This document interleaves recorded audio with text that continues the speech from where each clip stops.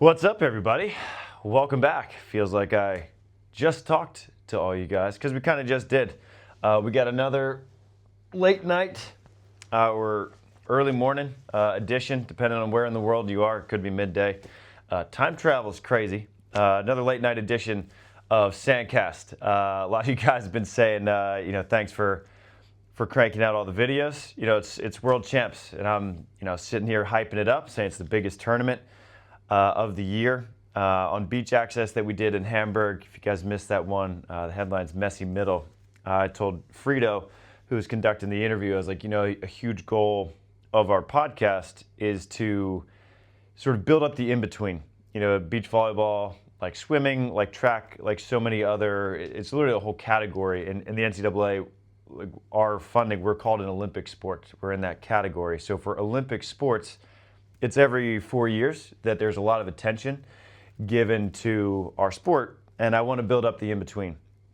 And I want to help make World Championships as easy to follow as possible, to get as much eyes on it as possible. I want to make it recognized as the event that it is, and it's huge. It's 48 teams, best teams in the world.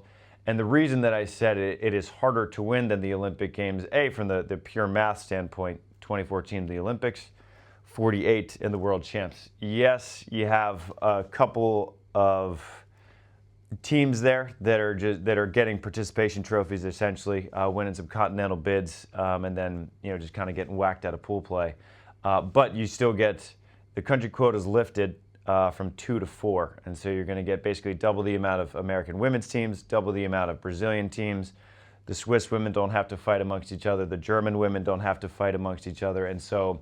Yeah, while the bottom, you get a couple more free wins, it's harder at the top. And so the whole goal is to build it up. And so if I'm out here hyping up the World Championships, I got to deliver from a content standpoint and from, I feel like it's my fiduciary responsibility to live up to the billing that I was giving this event. Not much housekeeping to take care of before we get into this day, except there's been a lot of chatter about the crowd or lack thereof in Adelaide. And I was thinking about it. So it's a 10-day event. This is somewhat similar in cadence and rhythm to a major tennis tournament, and that's what we're always. Kent calls it the sports roulette, and we're most routinely compared to tennis, whose tournaments are several weeks long sometimes.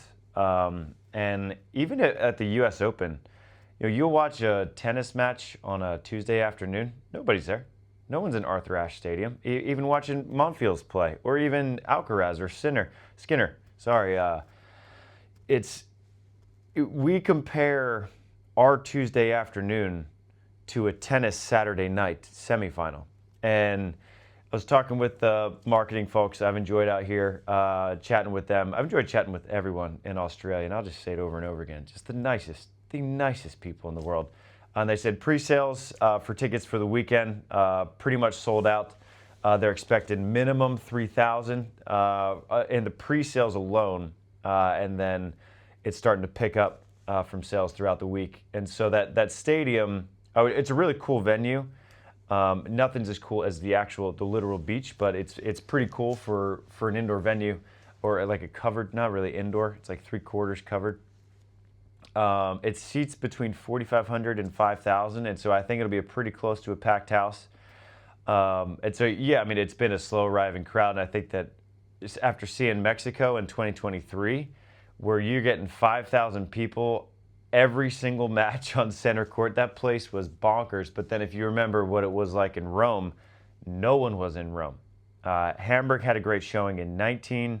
Vienna was fantastic in 17. The Hague was ridiculous in 2015, and so it's more abnormal than not to have a lack of crowds. But I think that, again, even when we look at The Hague and when we look at Vienna and when we look at all the other ones, Stade back in 2007, we're only really remembering their semis and finals and medal rounds.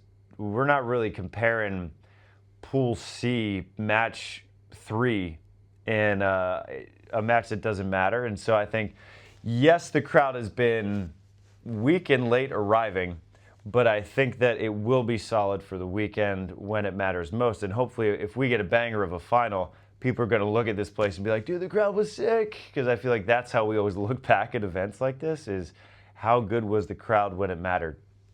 And I wish that there were better crowds. I wish it was like Mexico.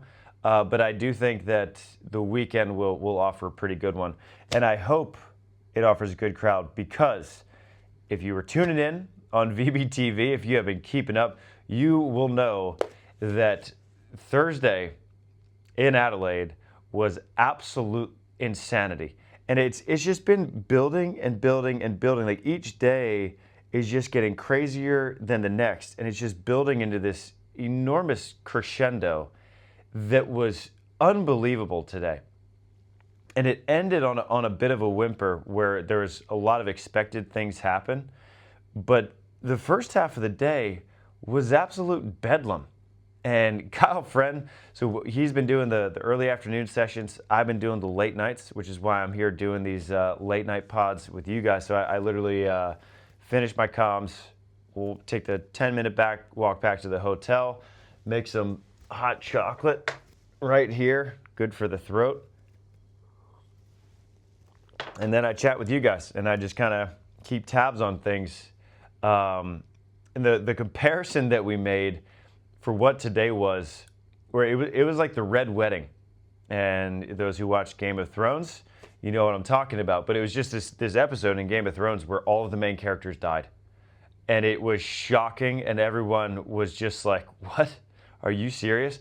That's what happened today. Today was a bad day to be a favorite on the men's side. So first we have Teo Rotar and Arnaud Gauthier-Rat. So in the preview, I picked them to win pool. They do. And I didn't really know what to do with them after that. They match up against Qatar's Cherif, Younousse, and Ahmed Tijan, hottest team in the world, coming into this World Championships, having won 17 straight matches, 4 gold medals, had the most successful year of any team on tour. And that doesn't even include the fact that they had to forfeit out of the Montreal Elite, another event they could have won, and had been dealing with injuries. And Kyle, Denise, Austin, and I, we've been doing this little picks race. I don't know if you've kept up on Instagram, but so we send in our picks to each other, and then at the end of the day, we tally them up. And Kyle texted me midway through the first set of Qatar versus France and said, you forgot to send that pick in. And I hadn't been keeping up with the scores. I was starting to do the prep for my evening matches, and I was like, hey, Scout's honor. I don't know the scores, but Qatar's in that territory where Ovanders and Sweden, where you don't bet against Qatar. Turns out, could have bet against Qatar today, because out of nowhere, Le Bleu, Teo Rotar and Arnaud Gauthier-Rat, they pulled off the biggest stunner of the tournament. They win 15-21, 21-16, 23-21. But yes, that's impressive. What the most impressive thing to me was how it happened. So they're down 9-11 in the third set, and then Gauthier has an opportunity to play a free ball, lets it go, drops in bounds, and I thought, after I watched that, I was ready to turn it off. I was like, you can't let that happen. In a match against Qatar, you give up a chance at an in-system side out to draw within 1. Qatar goes back up 3, and I thought it was game over. Well, 3 match points, Rotar has to have a block in transition to save it. They save off, I believe it was 6 or 7 match points, something like that. Come all the way back. They stun Qatar, and where all the content team group chats, match of the day, did you get this shot, did you get that play, did you get this?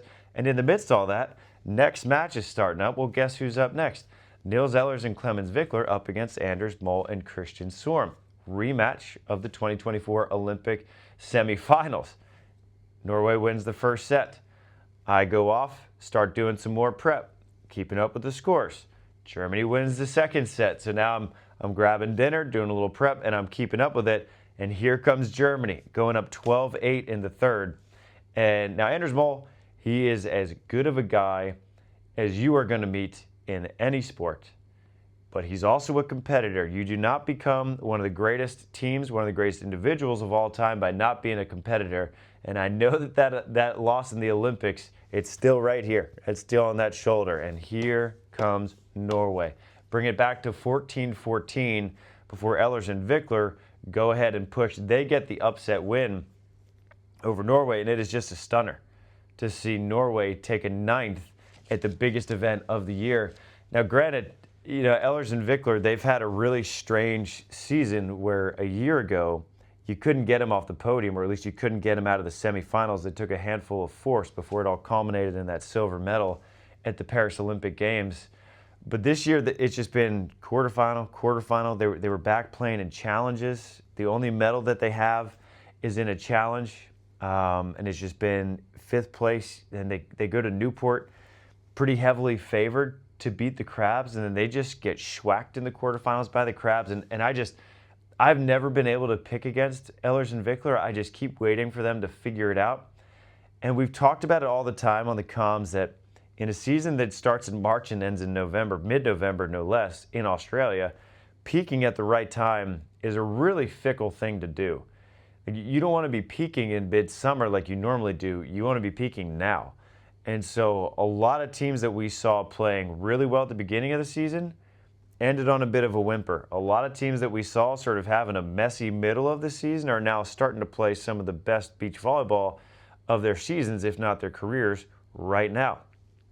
Germany, out of the blue, I feel like it's just this thing that's been building and building and building, and finally they make it happen. And Clemens Wickler, he's a big-time player.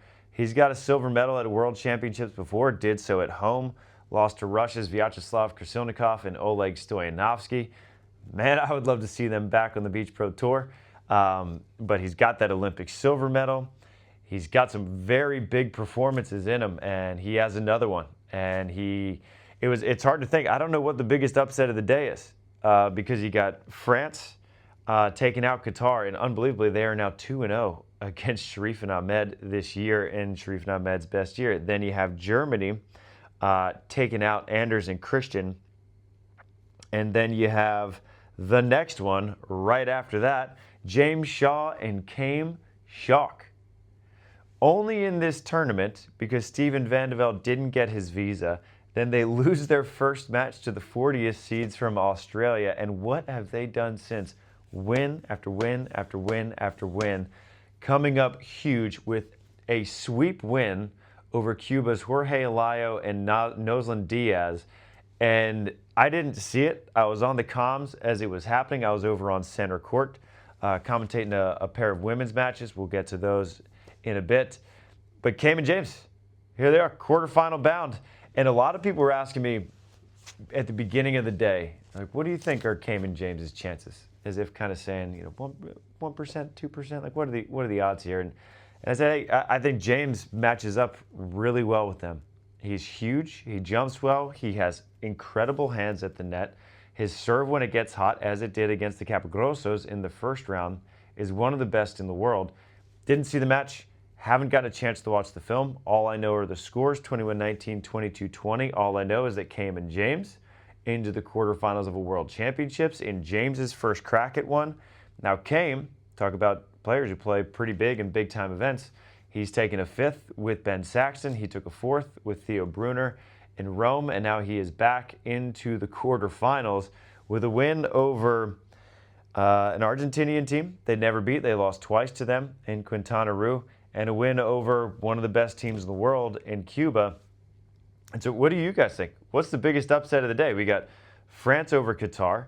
We got Germany over Norway, which under any normal circumstances wouldn't seem like that big of an upset, but in the context of the season, pretty sizable. And then you have Chaim and James, who were gifted into this tournament over Cuba.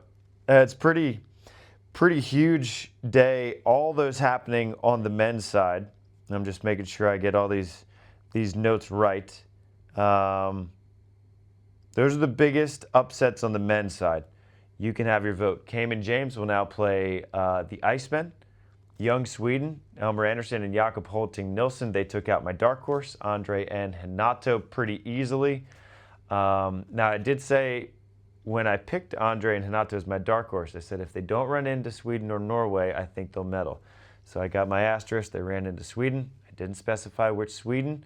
So And at this point, I don't know which Sweden's better between Holting-Nilsson and Anderson and David Ahman and Jonatan Helvig. And the fact that that's a discussion is insane and a testament to how good Holting-Nilsson and Anderson have gotten so fast. So they will play young Sweden in the quarterfinals. For the women, there's only one giant to fall. And it's just, man, it's such a heartbreaker that Anna Patricia and Duda, they had to forfeit out of their 9th place round match against Julia Donlin and Lexi Denneberg. I don't know what happened. I don't want to speculate on it. They barely escaped Puerto Rico 24-22, 21-19. Shout out to Alanis Navas and Maria Gonzalez for challenging them. It's been kind of a year full of injuries for AP and Duda. I don't think they've ever really been fully healthy. They had to take sort of a mid-season break, and they took a couple months off. And it must have been bad because this is the last tournament of the year, and it's the World Champs. You just win a couple, and you got a crack at a World Championship medal. And so if that were me and I were hurt, I would say give me all of the ibuprofen, give me all of the cortisone, whatever it takes. And I'm sure that they're in the same scenario. And so whatever the injury is, it must have been not great. And so they're going to go back to Brazil and figure out what's wrong. But that win over the Verget de Prez, Anouk and Zoe, proven to be very important for Julia and Lexi, as they got a free ticket into the quarterfinals where they will play Kristen Nuss and Taryn Brasher. Now TKN, boy, did they make it exciting today. So they went up 20-16 over one of my favorite teams in the world in Katja Stam and Raisa Skåne. 6-0 run later, Netherlands takes the first set. Now Kristen and Taryn are in a situation they haven't been in yet. They lost a set. First set they've lost this week in Adelaide. They come back, win the next two, 21-19, 15-9. I think something pretty easy in that third set. So they are now through into the quarterfinals. So it'll be a rematch of, I'm pretty sure that was the AVP League finals. And I was chatting with a couple other American players about it, and they're like, well, Julia and Lexi got them in a very different format.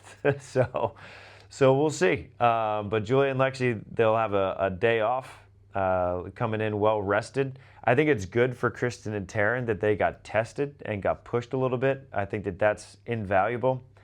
And I think, Tamala and Victoria, you can only take it so far, but they've been pushed 2 days in a row now. Lezana Placet and Alexia Richard almost got them yesterday. Ukraine's Valentina Davidova and Daria Romanuk, they almost get them today. They won that second set 21-11 before Tamala and Victoria. They come back and win the third. And that's kind of almost standard behavior for Tamala and Victoria at this point. They'll have some snoozers pretty regularly, and they just always find a way to come back and win in three. So Tamala and Victoria, they are still alive. Let's keep it on our American report here while we were talking about Julia and Lexi. So Julia's sitting on a career high at her World Championships. Her previous best was 9th in Tlaxcala with Betsy Flint. Lexi, being the rookie, obviously this sitting on a 5th, is a career high for her. Mentioned Chaim and James. Awesome job by them. And then Kelly Chang and Molly Shaw. So when I saw the time come out that Kelly and Molly didn't play till 9 o'clock, I called up Jordan. I was like, hey, man, you want to play some no jump? I'm trying to get some training in with Miles Partain. We're getting ready for the Pompano Futures in a couple weeks. I haven't played a volleyball match since Hermosa with Andy. Theo Bruner's out there. He was going to play with us. And Jordan's like, no, man, I haven't seen this Czech team play. That Czech team being Kylie Nusheva and Martina Maishnarova. And I was like, Jordy, game's not till 9. You got plenty of time. Just doing my best, to distract him from the biggest event of the year. And Jordan said, no. I'm watching film, getting the girls ready. And boy, did he get them ready. Molly Shaw and Kelly Chang, they went 21-13, 21-10 over the team that swept Therese Cannon and Megan Kraft in convincing fashion just a day ago. And so I don't know, sometimes there's going to be sort of trap games for Czechia or the Czech Republic. I've come to understand. Thank you for all the comments and feedback on that both are acceptable. But maybe a trap game, kind of an emotional come down to that huge win. and because they were in on house money too, very similar to Chaim and James. Chaim and James got in because Vanderveld didn't get his visa. The Czechs were in because I think it was Nigeria, an African team, couldn't make it, and so they got the last second call. They make that trip, and so they end up with a ninth place finish at the World Champs. Enormous, and it's enormous for points and entry points moving into next year. So big congrats to them for finishing where they did. Great tournament, and a huge congrats to Kelly and Molly for moving on into the quarterfinals. And I was chatting with Kelly about it, and she's like, this feels really similar to Mexico. Had to play the Clingers in Mexico, beat him there. Had to play the Clingers here, beat him there. Gonna match up with Tina Gradina and Anastasia Samoilova in the quarterfinals. Beat Tina and Anastasia in Mexico. We will see tomorrow if they can beat them in the quarterfinals here in Adelaide. That will be a very good match.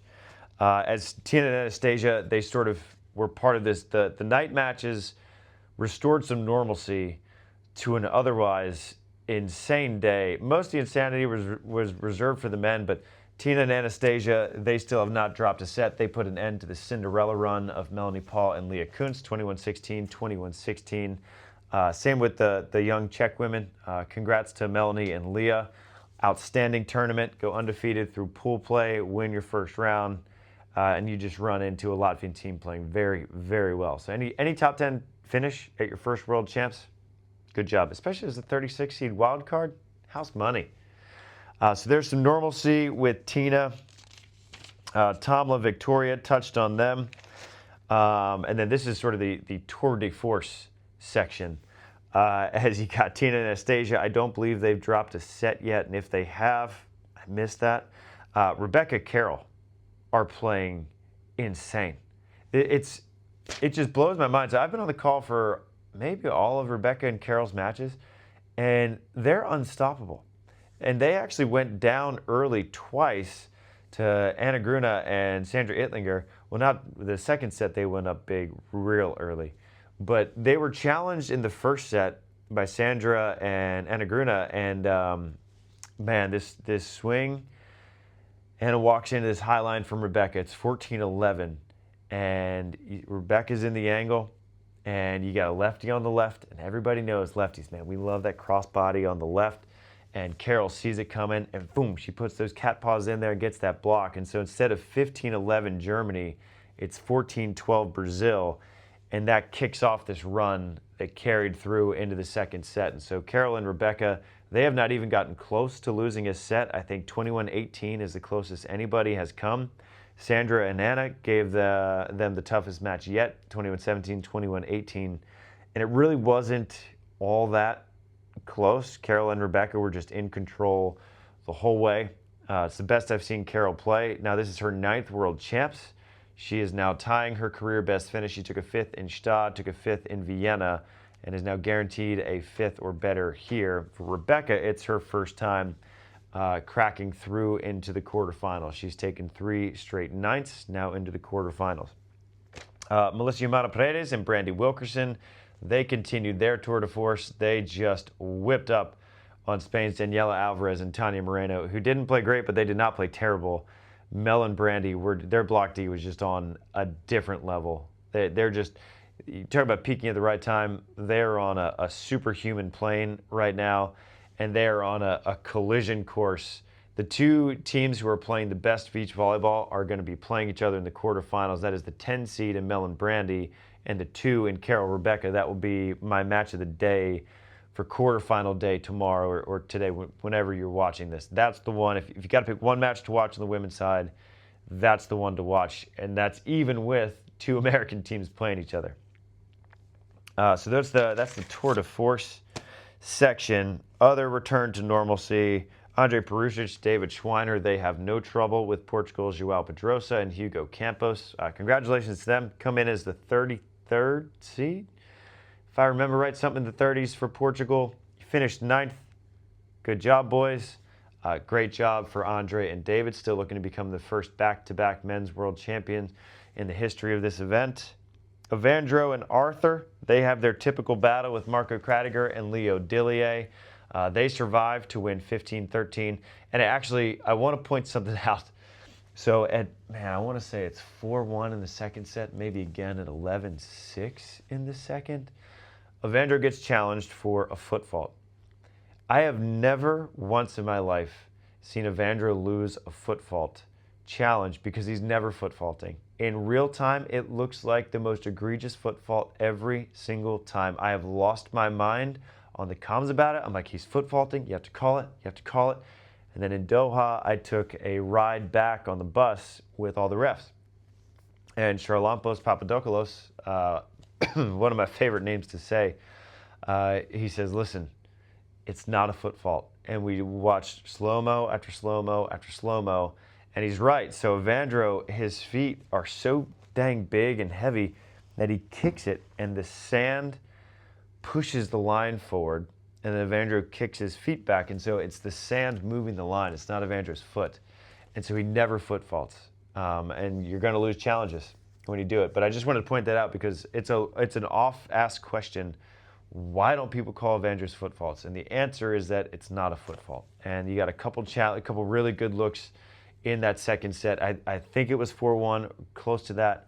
I think it was 11-6, close to that. Both of those in the second set. So if you're wondering why, watch those points and you'll get a pretty good education. And I think, man, who was calling it? Kyle?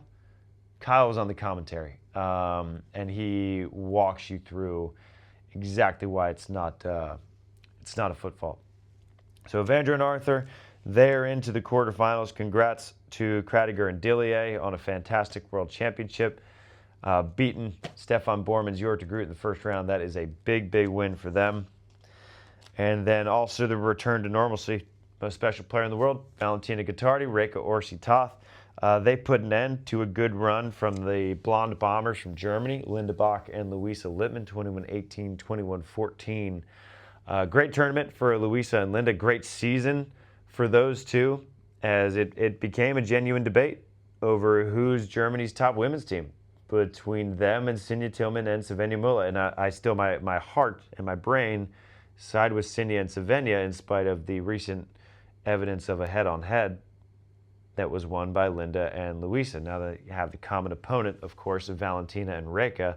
And Valentina and Reka, they are making no friends in Germany right now, knocking out number one, knocking out number two. They're moving on into the quarterfinals. That is where Valentina finished in Rome when she made her World Championship debut and spiked her way onto the scene.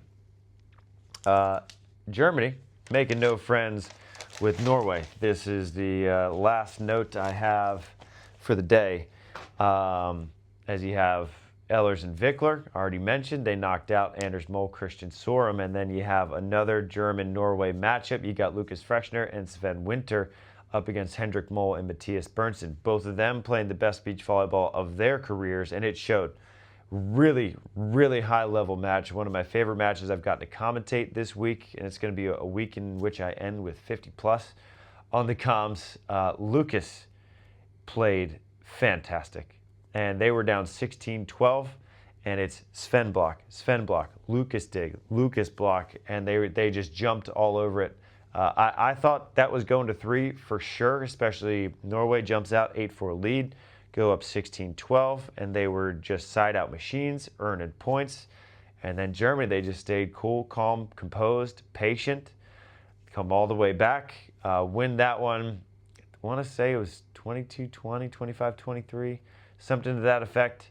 And so Lucas and Sven, they're moving on. Lucas, this is his World Championship debut. He's sitting on a 5th. Sven, this is his second World Championship. He took a 33rd with Jonatan Erdmann at home in Hamburg. That was in 2019. So it's been fun. It has been a fun World Championship, and we're entering that point where I got this jar of honey, and every probably 2 matches I just take a shot straight to the face. And as always, these Beach Access World Champs episode brought to you by Shield, shieldhealthandfitness.com. If you want to check them out, you just tape them up, lower back, knee, hammies, wherever you need it. They got all kinds of tape for you guys. Use the code SANDCAST, and if you want to catch any of the action on VBTV, use our code SANDCAST10, all caps. That's going to get you 10% off and give the boys a little kickback so we can keep doing fun stuff like this. So keep enjoying. I hope you guys are having a good time watching on VBTV or watching here in Adelaide. Appreciate you guys following along, and I will see you tomorrow night after an 8-match day. It's quarterfinal day. This is where we're getting busy. Biggest event of the year. No days off. Shoots.